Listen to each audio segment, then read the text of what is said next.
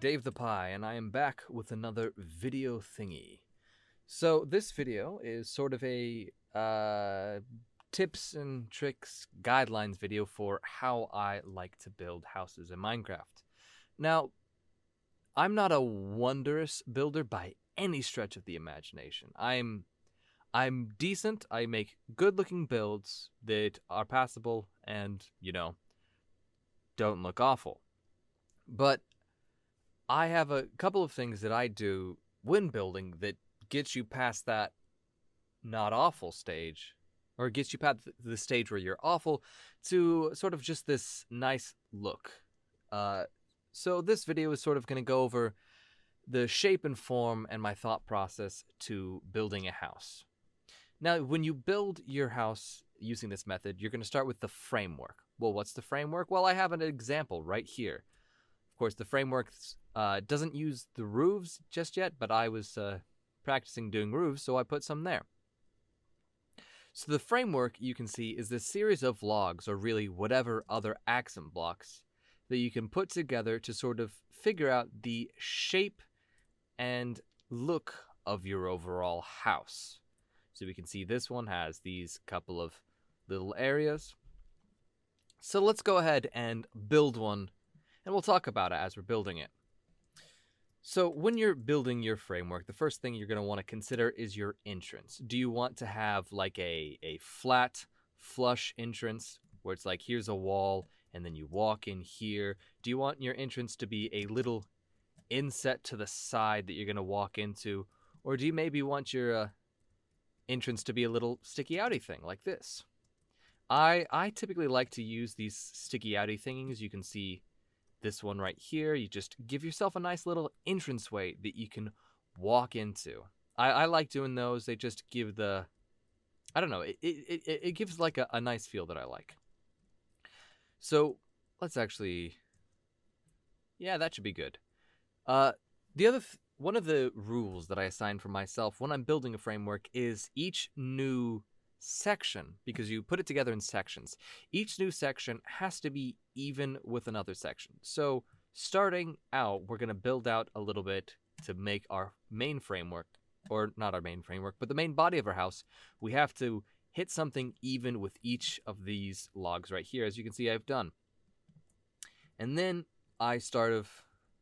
from there you can start going other directions. So we've gone back, and now let's go to the right a little bit, or the left, whichever direction this is, and we'll put this here and this here, and then let's go ahead and we'll just add one more section at the back here. So this is sort of a long squarey thing. We'll go ahead, do this. This is the sort of look we're going to go for. It's just an entrance on one side and then a larger house section on the other. Now that you've built the sort of floor plan, which, this is the floor plan, you can use it when you're building the, decorating the interior. Let's actually make this even. When you're decorating the interior, you can use this to figure out rooms, or maybe just leave it as an accent pillar in the middle. It's really up to you. And actually looking at this now, I'm going to make this even as well. Yeah, sort of just a little simple house thingy. So now that we've built this floor plan look, we're going to start building these pillars up. Now, you have a decision to make. Are you going to leave the floor flush with the ground and build a floor somewhere there, or are you going to build up one for your floor? When you build up one for your floor, you have the opportunity to do a little stair sort of patio thing out front. If you've watched my Let's Play with Mod series, the small house there has one of those nice little patios. Whereas if it's flush, you don't have to, or you build a nice patio, and when you're building the floor, you don't have to worry about digging, and if you're in survival, wasting durability on your shovel. But, you don't have to do that. Not everybody finds that a good look or wants to build a patio, so you could just do it flush. If you're going to do it flush, you're going to want to build these pillars up 4 blocks tall. If you're going to do the floor, you're going to want to build it 5 blocks tall. Little simple trick there, because that way, if you put your ceiling right there, you have this lovely 3-block space to walk in where you're not as cramped as walking around in a 1-block space, but it's not, way too high. It's just this 3 blocks I feel like is the perfect height for a room. So I'm going to go ahead and finish off this first level, building it, all the pegs, 5 blocks tall.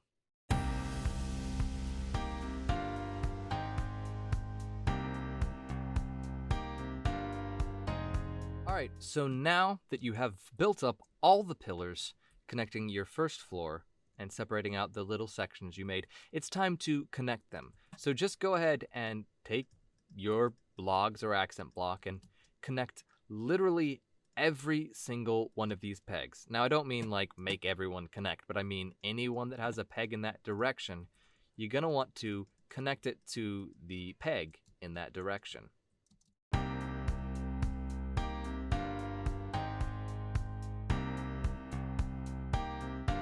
Now that the first floor framework is done, it's time to start considering the upper floors. When you're doing your pegs for the upper floors, you're going to want to only do them 4 blocks to keep that 3-block space if you don't feel like doubling up floor and ceilings, which is something that you can do. B000100 recommends doing that because then you can have one color for the roof or the ceiling of a room and then a different color for the floor. But for me, that's a little bit of extra effort that I don't like putting in because I'm a bit lazy. So I like to build it up only 4 for any upper levels. So the key rule that I always have when building up your second and higher levels is that any pillar that you build up, or rectangle rather, that you build up has to be connected to another section. So I've built up this section and I could build up this section, or I could build up this section, but I can't build up this section because it doesn't share a flat wall. If you do that, you get sort of a bit of weirdness when you're putting on your roofs. It just makes it difficult. And also, I especially couldn't build up this section. So what I'm going to go ahead do is I'm going to build up this section, and then I'm going to build up this section.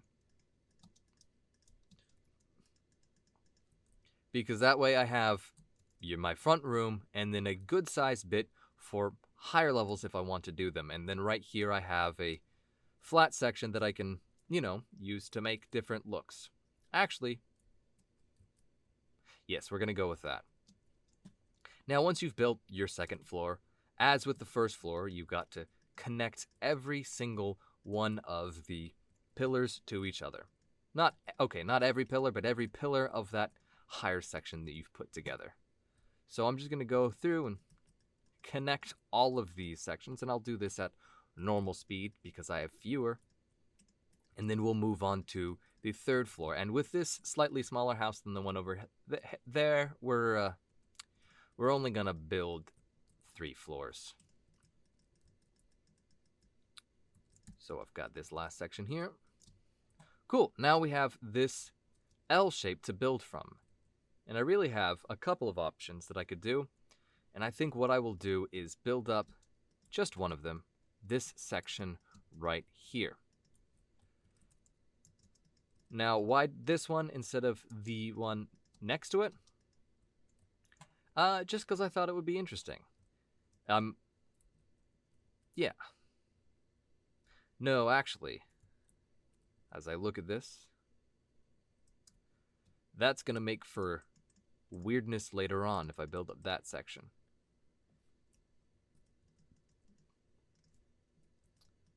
Why does it build weirdness later on? Well, because of roofs.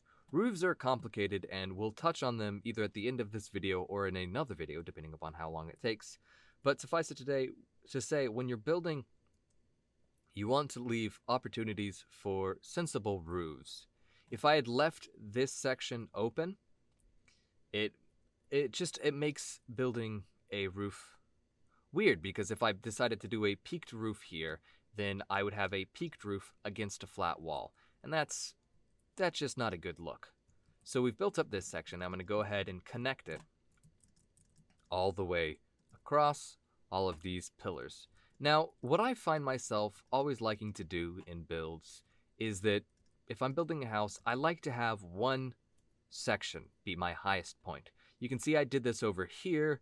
I have this one section right here as the highest point on my build. Instead of doing a couple of squares that hit the max, if you have one small one, it sort of gives you a spot to build to when you're working on your roofs, and it gives it, I like to say upward momentum, though I'm sure people would disagree. Yes. And actually, what I think I'm going to do real fast is I'm going to just chuck another section right here, just for a little bit of added interest and an additional first floor level. This isn't like a necessary thing, I'm just doing it for personal taste as I'm looking through this. So now that we've built our framework, look at this lovely framework of a house. It's time to fill in those empty walls. We're not going to worry about the interior walls in this video. We're just going to leave that blank and do the exterior walls. So for your exterior, you're going to want to choose a hard block and a soft block. I say hard and soft for a thought process that I go through that I'll explain a little bit later. But basically, your hard block is typically going to be like a stone, advancement, or maybe, I don't know, I thought it was going to be right there. Yeah, stone or bricks are common hard blocks. And then your soft blocks, typically, I will always go with a wood. Although, you really could do anything so long as it matches what you're doing. So I think for my hard block, I'm going to go with stone brick, if I can find it. If it takes me longer than about 10 seconds, I'm going to just search it. There it is, stone bricks. And then for my soft block, I've been using spruce logs, so I'll go with some spruce planks. So again, I said that you would think about, there's a thought process, and that's why I use hard and soft. Basically, you're thinking about this structurally. So your hard block is structural support because, well, hard things can hold more weight.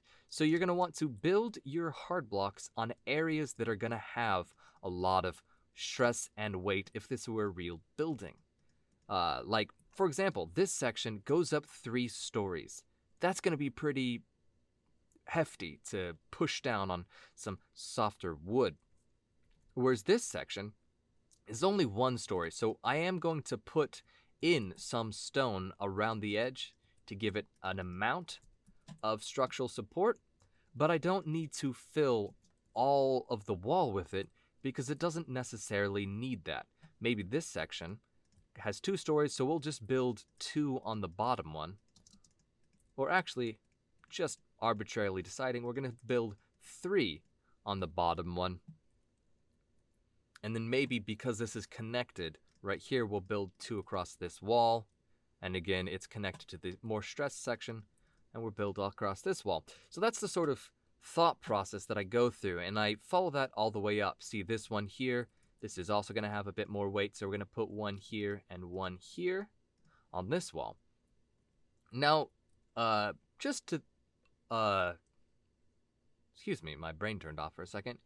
Couple of thoughts or rules that I typically find. These aren't necessarily rules, it's just trends. Is oftentimes on your highest section, the bottom wall is going to be all the way filled, and then the top wall is going to be all the way filled. And I didn't specify the blocks in my words, but the bottom section will be all the way filled with your hard block, and the top section will be all the way filled with your soft blocks, whereas everything else will have a sort of transition. And of course, just having a bland one block section isn't necessarily the most interesting to look at, but it gives you the idea before you go on to the detailing work, and that'll be another video for another time. So I think I'm going to go ahead and fill in all the walls here, and then I suppose I'll come back and talk about what I've done.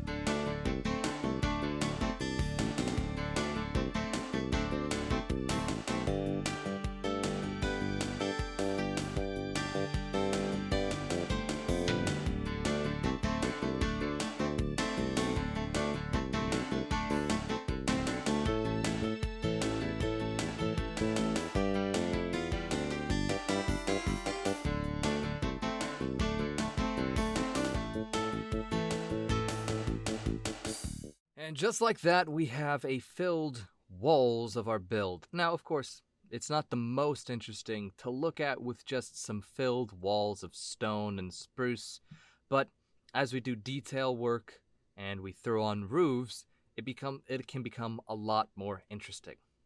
And actually, while I'm here, let's go ahead and talk about roofs so we can finish up. Oh, sorry. I was going to talk about the walls. So we can see here, I left a gap for my front door, as I like to do.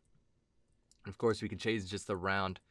Looking at this build, I actually might want to put my front door in this wall, but we'll worry about that in the detail phase. For now, we got to look at roofs. Oh, the walls. I'm overeager for these roofs. As we can see, this section, the very front, not a lot of stress, so I put it just at the bottom, just to go right next to that door, but then it's leading into these higher, heavier sections so that weight can disperse sort of diagonally. I don't know how physics work, I assume. So we have it, see there's 3 here, and then it goes to that 2, then it goes down to that 1, then over here it goes to the 2, goes to the 2, then goes to the 3, over here the 3 to the 4, to the technically 6, then back down to the 3, to the 2, to the 2 to the 1, and then another right there where it's sort of going up to that top section. Now if you notice, I left a spot for the door, but I didn't leave any windows. That's typically the front door, you're going to know where that is, where you're building it. But the windows are coming in with room design, and I typically follow the B00-100, again, I'm referencing him again. I like his work. School of thought on windows, which is when you're putting together your house and the rooms of it, you'll really figure out where you want to put windows. Because if I just say, oh, I'm always going to put these windows like this, and then like this, you know, I could get to this room and go, actually, I want to do a bunch of bookshelves on the wall, and you can't do bookshelves on the wall when there's big holes in the way. So you start designing your rooms, and then you can figure them out as you go. So that covers walls and exteriors. Now let's get on to my beloved roofs. There's a couple of concepts that I like to follow with roofs that don't always work, but I find they work a good amount of the time. When you have a section like this, where you have a flat wall on a side, like this section right here, and this section right here, you have a flat level that has a higher wall. Let's grab a roof material. Let's go with dark oak slabs. Why slabs? Why dark oak? Well, I don't know. I like topping roofs with a darker block. It's not necessary. It's not needed at all, but it's something that I like. And you can really choose any block you want for this as long as it fits with the colors of the rest of your build. And it's got a slab version. And actually, let's grab a dark oak plank just to be certain. So as we can see, we have this wider section here that leads to this wall. Now, I could do a peaked roof here, but it's kind of weird to have a peak sticking like this against a wall. And if I have a peak that ends here, well, that's oftentimes going to interrupt what I have with this section. So what I'm going to go do for this section is I'm going to build a slabbed, slanted roof. And just really simple and easy to build these, and you just, slabs up to that point. And then you can sort of build them out like so. And of course, you'll build the roof all the way across. But a little bit of a tip trick thing that I like to do is when you're first designing your house and figuring out roofs, just do those front 2 blocks until you're absolutely certain that that's what you want to do. Because I might have another idea as I'm building the other roofs. I go, oh, you know what? This really goes if I do this. Another thing that I'll mention real fast while we're talking about it is I find when you're doing these sort of diagonal roofs, if you just add one more slab on all these sections leading up to the logs, those sections right there, see, even here, I just find that that looks really good. If we look over here, excuse me, there's just a little bit of extra depth and interest in this roof that if I didn't have those points it wouldn't have. And it just, makes it less boring and adds detail to that roof. Okay, so we've talked about this for these sections. I could do that for that section up there, and it might not look bad, but we'll talk about that later, because next is on to peaked roofs. So right here we have this section that is a free standing independent build. So I will put a peak. But what kind of peak do I want? Well, if we look at this build, we have 3 separate shapes. And of course, there are a number of other shapes that you could go with. These are just my 3 go-tos. You have the standard one that I think everyone's built, this slightly rounded one, and this super tall peak. I like to top buildings with those. In fact, I'm probably going to put one up there, but we'll figure that out as we get to it. We can just assume for now. So what are we going to put here? Well, if we look, I have this shorter section right in front of this. So what I think I'm going to do, because we only have a small section behind it, not a flat, taller wall, I'm going to do this sort of rounded peak.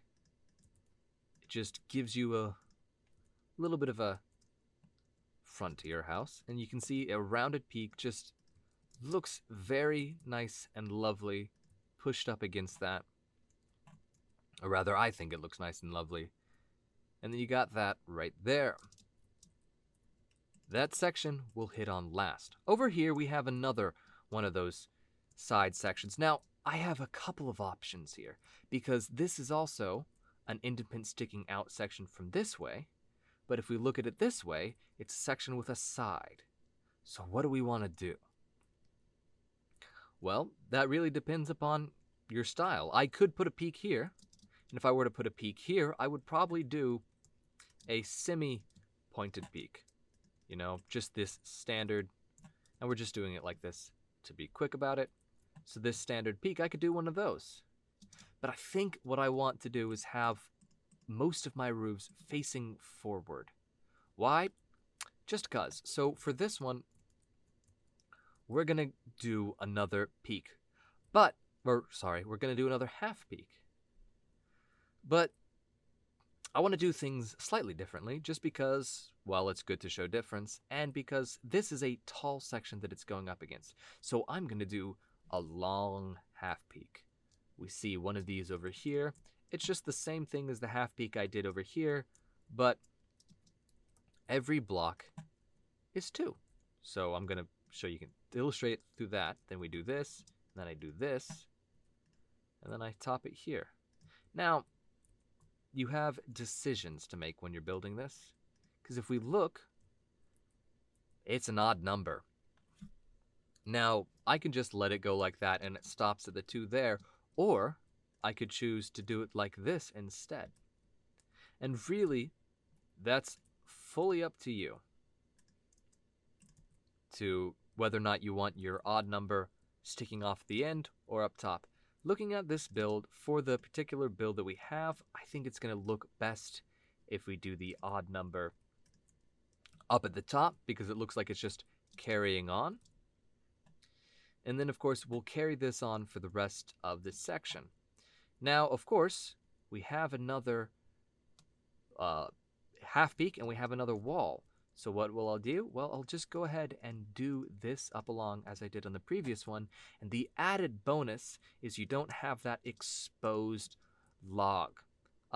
Oftentimes, if you have an exposed log in a middle of a roof, it might look unprofessional. So doing this will cover up that exposed log and add that interest that we talked about earlier. All right, we have 2 more sections. And I think for this section, I will go with a peak. Why? It's purely arbitrary. But actually, before we do that, let's go ahead and carry on and do this wall here. Why are we doing this wall here? Well, because we want to make sure that whatever we do for this section works well with this wall here. And as we can see, if I do this peak, anything that goes over the edge, anything that goes over the edge is going to run into this roof, and we don't want that. And I don't know if I want to peek, looking at it. I don't know if a peak is the best choice for that section right there, but I think we're going to do it purely for the sake of displaying variety and also to illustrate a point. So this roof is going to run into this roof, and we don't want that. That's going to look bad. So that's when you say, yes, I built this framework, but I'm going to do my own thing. And so I'm going to go ahead and put that there just so that now when I go all the way across, slowly, as I'm doing it stair by stair, I'll be not hitting that roof, and I'll just be slightly above it. And then that way it gives us some connectivity between the pieces of our build. You know, it's attached, I guess. I don't know. I was just spewing randomness. I don't know if that fully applies, but it's not running into it, because running into it doesn't look great. And then through this section, we can see about trying to do interesting things around here to connect the roof once they're fully built. But we have this section here.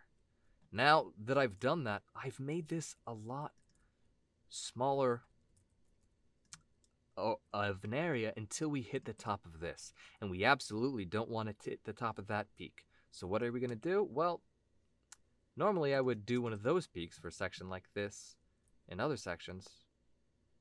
What am I saying?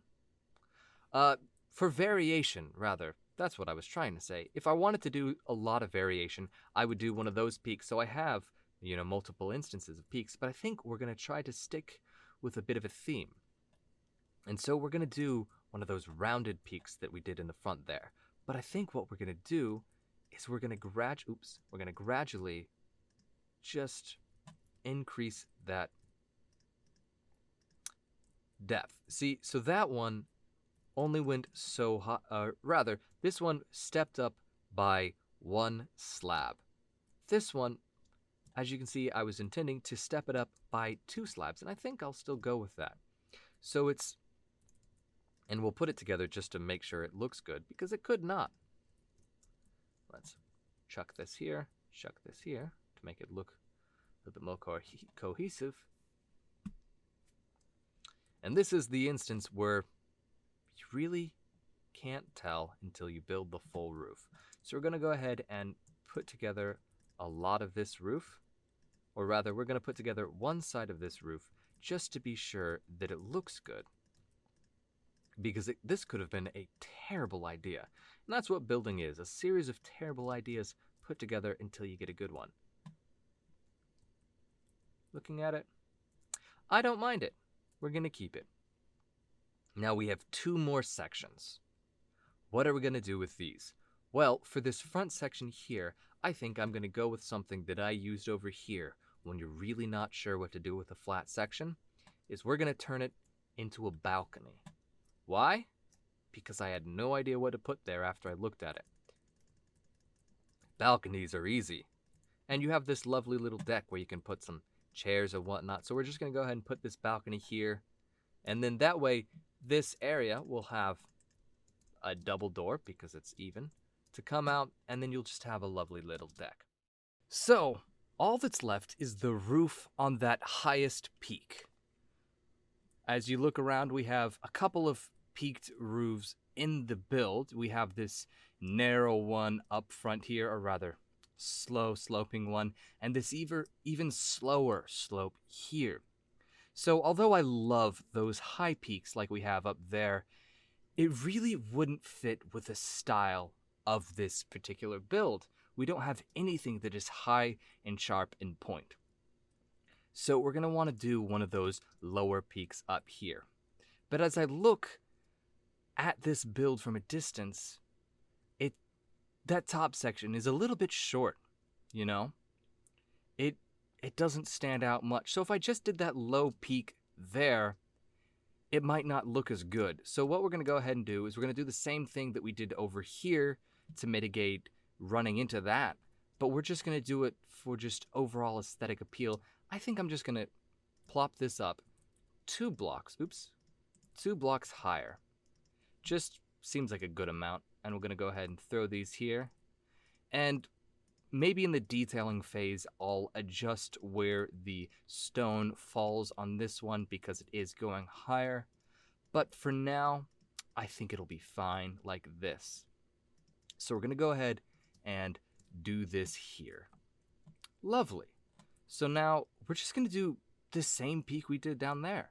I think that'll look just lovely up here. So we're going to go ahead and do the same steps we did that one. What is it here? Yep, just that and that. And then we got to make sure we put that on there. And then that should be our finished design, so to speak, of our roofs. If we look, yeah, I think this will be just lovely. And of course, we'll probably want to put some windows up here, make sure some of these things mesh and whatnot. But all of that is stuff to worry about in the detailing and interior design phase of the building. Although some things, like putting a window up here, right, we can probably assume that we're going to do that, because even if the floor is here, having a nice high window up there is just something that we're probably going to do. So I think what I'm going to do here is I'm going to fill in the rest of these roofs, and then we'll take a look at our almost finished product and just sort of talk about it.